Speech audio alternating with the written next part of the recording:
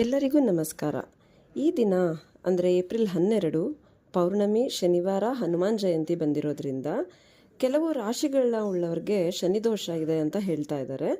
ಮೇಷರಾಶಿ, ಕುಂಭರಾಶಿ, ಮಿಥುನ ರಾಶಿ, ಸಿಂಹರಾಶಿ, ಧನಸ್ಸು ರಾಶಿ ಈ ರಾಶಿಗಳನ್ನ ಹೊಂದಿರೋರಿಗೆ ಶನಿದೋಷ ನಿವಾರಣೆ ಆಗಬೇಕು ಅಂದರೆ ಹನುಮಾನ್ ದ್ವಾದಶನಾಮ ಸ್ತೋತ್ರನ ಮಕ್ಕಳಾಗಿರ್ಬೋದು, ಓದ್ತಾ ಇರೋರಾಗಿರ್ಬೋದು, ಕೆಲಸ ಮಾಡ್ತಿರೋರಾಗಿರ್ಬೋದು, ಯಾರೇ ಆದರೂ 11 ಸಾರಿ ಅಥವಾ 108 ಸಾರಿ ಪಠನೆ ಮಾಡಿದರೆ ಆಂಜನೇಯ ಸ್ವಾಮಿ ಶನಿದೋಷ ನಿವಾರಣೆ ಮಾಡ್ತಾರೆ ಅಂತ ಹೇಳ್ತಾ ಇದ್ದಾರೆ. ನಾನೀಗ ಸ್ತೋತ್ರನ ಪಠನೆ ಮಾಡ್ತೀನಿ, ನೀವು ಕೂಡ ಕೇಳಿ, ನಿಮಗೆ ಸಾಧ್ಯ ಆದಷ್ಟು ಸಾರಿ ಪಠನೆ ಮಾಡಿ.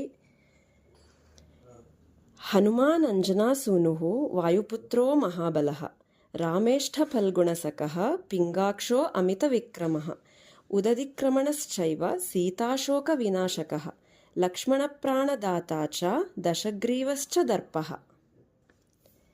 ಎಲ್ಲರಿಗೂ ಹನುಮಾನ್ ಜಯಂತಿಯ ಶುಭಾಶಯಗಳು.